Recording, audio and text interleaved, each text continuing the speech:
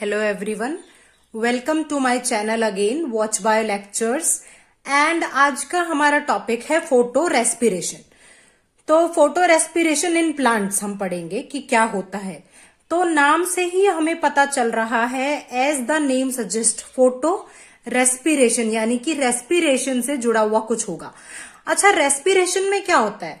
Normally क्या होता है कि जब हम रेस्पायर करते हैं तो हम क्या लेते हैं? ऑक्सीजन, एंड हम रिलीज क्या करते हैं? Carbon dioxide. यही होता है नॉर्मल रेस्पिरेशन में। तो समवॉट ये टर्म जो है इसी से रिलेटेड है। नॉर्मली प्लांट्स में क्या होता है कि प्लांट्स क्या करते हैं, जैसे कि हम सबको पता है कि प्लांट्स कार्बन डाइऑक्साइड लेते हैं एंड देन जो है वो क्या रिलीज करते हैं? वो ऑक्सीजन रिलीज करते हैं। हमें प्लांट से ऑक्सीजन मिलती है, ये तो सबको ही पता होगा। लेकिन ये CO2 को जो है प्लांट्स ने लिया एंड देन ऑक्सीजन रिलीज किया, CO2 को फिक्स किया, ये हमने पढ़ा था किसमें? C3 साइकिल में। इतना तो हमने C3 साइकिल में पढ़ लिया था। लेकिन अभी ऐसा क्या हो गया कि फोटो रेस्पिरेशन की जरूरत पड़ी प्लांट्स को, यानी कि प्लांट क्या कर रहे हैं कि ऑक्सीजन को प्लांट्स ले रहे हैं एंड कार्बन डाइऑक्साइड रिलीज कर रहे हैं, यानी कि हमारी तरह प्रोसेस कर रहे हैं, रेस्पिरेशन की तरह प्रोसेस कर रहे हैं। यूजुअली रेस्पिरेशन और फोटोसिंथेसिस दोनों अलग अलग प्रोसेस है। रेस्पिरेशन में जो है ऑक्सीजन का यूज होता है एंड कार्बन डाइऑक्साइड का रिलीज होता है। सो प्लांट्स वही कर रहे हैं। सो प्लांट्स ऐसा क्यों कर रहे हैं, यानी कि फोटो रेस्पिरेशन प्लांट्स क्यों कर रहे हैं? एंड अदर थिंग इज कि अगर प्लांट फोटो रेस्पिरेशन कर भी रहे हैं तो प्लांट्स का ये फोटो रेस्पिरेशन करने का मैकेनिज्म क्या है, या फिर पूरा प्रोसेस क्या है। जैसे कि मैंने आपको C3 साइकिल का प्रोसेस बताया था, उसमें 3 स्टेप्स होते हैं। पहला कार्बोक्सिलेशन होता है, देन रिडक्शन होता है, देन रीजनरेशन होता है। आप मेरे पिछले वीडियो लेक्चर में देख लीजिए C3 साइकिल।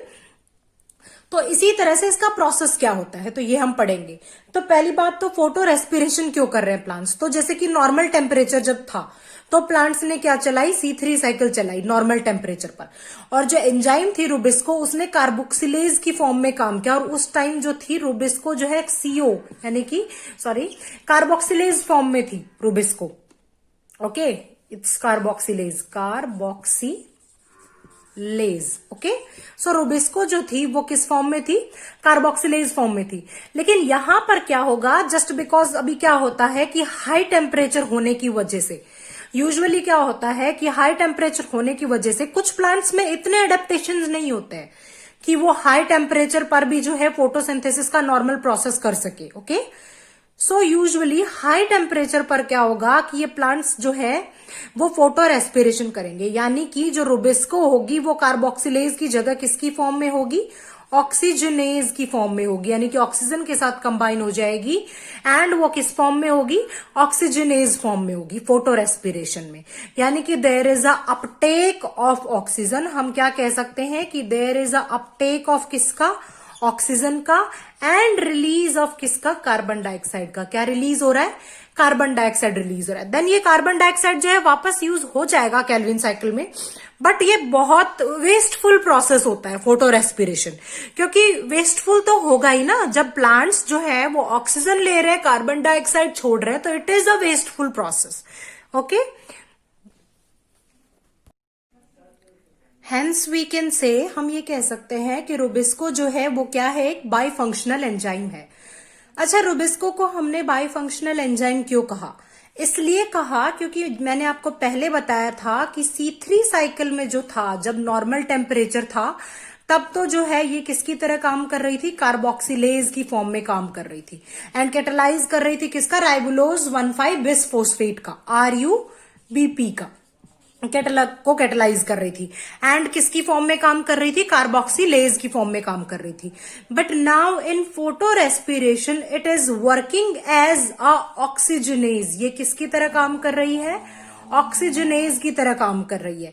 यानी कि अब जो है फोटो रेस्पिरेशन में उल्टा हो जाएगा। तो रुबिस्को जो है वो एक बाई फंक्शनल एंजाइम की तरह काम कर रही है। ये दोनों फंक्शंस जो है अपने रख रही है। So it all depends on temperature basis पे ये अपना काम कर रही है।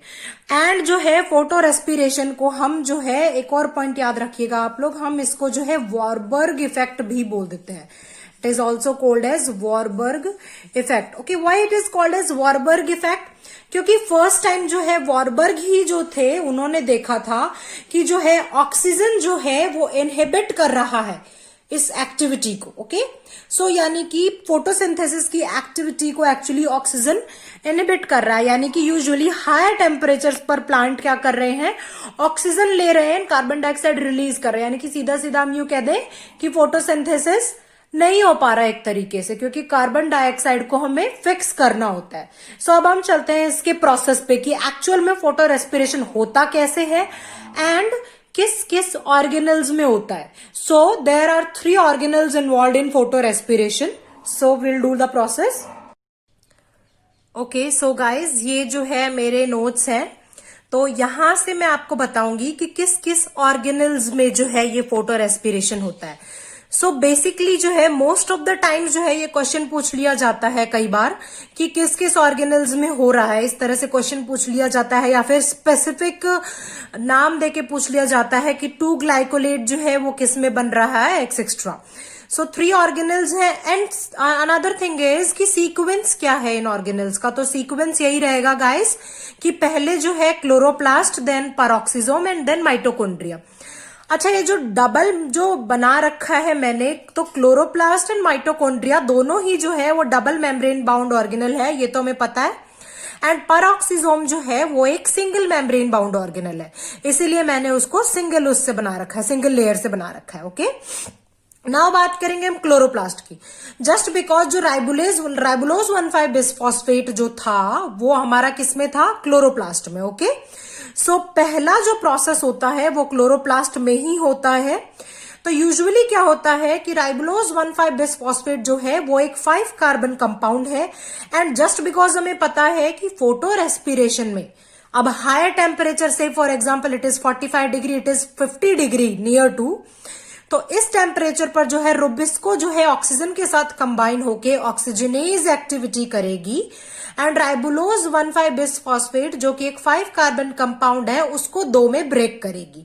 एक तो होगा there is a 3 carbon compound 3 phosphoglycerate. Okay, and एक होगा 2 phosphoglycolate. Guys there is a difference. Okay, phosphoglycerate है ये एंड दिस इज फॉस्फोग्लाइकोलेट, ये डिफरेंस है इसमें. तो ये जो 2 फॉस्फोग्लाइकोलेट है ये इस क्लोरोप्लास्ट से जाएगा पैरोक्सिसोम में. बट पहले जो है यहां फॉस्फेटेज की वजह से ये 2 phosphoglycolate which is a 2 carbon compound now, तो ये कन्वर्ट हो जाएगा 2 ग्लाइकोलेट में. एंड ये जो 2 ग्लाइकोलेट है अब ये जाएगा पैरोक्सिसोम में.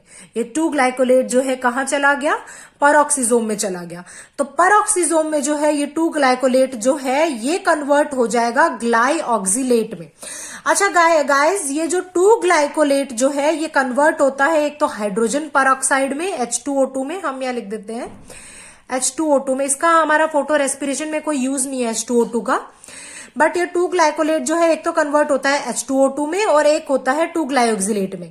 2 ग्लाइऑक्सिलेट जो है वो फर्दर प्रोसेस में काम करता है, आगे मूव करता है. और जो H2O2 है वो एक हाइड्रोजन पेरोक्साइड है जो कि बाद में जो है एक एंजाइम होता है कैटलेज एंजाइम, उससे डिग्रेड कर दिया जाता है. एंड जो ये 2 ग्लाइऑक्सिलेट है वो फर्दर मूव करता है. देन जो है ये 2 ग्लाइऑक्सिलेट जो है वो कन्वर्ट हो जाता है 2 ग्लाइसिन में. एंड ये 2 ग्लाइसिन जो है मूव कर जाता है किसमें, माइटोकॉन्ड्रिया में. ये ध्यान में रखना है कि माइटोकॉन्ड्रिया में कौन मूव करके गया, 2 ग्लाइसिन मूव करके गया.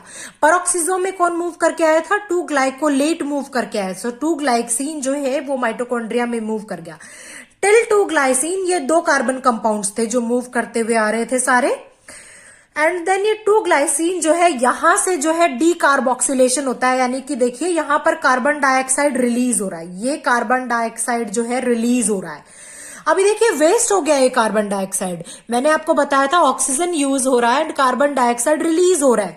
यानी कि ये कार्बन डाइऑक्साइड जो है हमारा फोटोसिंथेसिस बनाने में काम नहीं आ रहा है. यानी कि ये जो है हम फिक्स नहीं कर पा रहे. कार्बन डाइऑक्साइड वेस्ट यूजुअली इसीलिए हम क्या कह देते हैं कि फोटो रेस्पिरेशन को एक वेस्टफुल प्रोसेस कह देते हैं, क्योंकि उतना अमाउंट का जो है फोटोसिंथेसिस इसमें नहीं हो रहा है because of high temperature.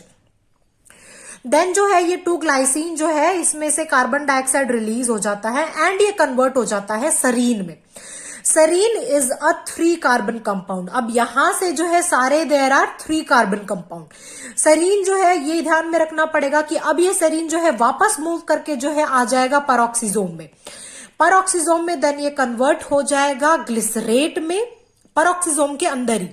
And ये परऑक्सीजोम से ग्लिसरेट जो है ये मूव कर जाएगा एंड मूव करके जो है ग्लिसरेट आ जाएगा क्लोरोप्लास्ट में। This is chloroplast and chloroplast में ग्लिसरेट जो है वो कन्वर्ट हो जाता है 3-फॉस्फोग्लिसरेट में। This is converting into three phosphoglycerate again.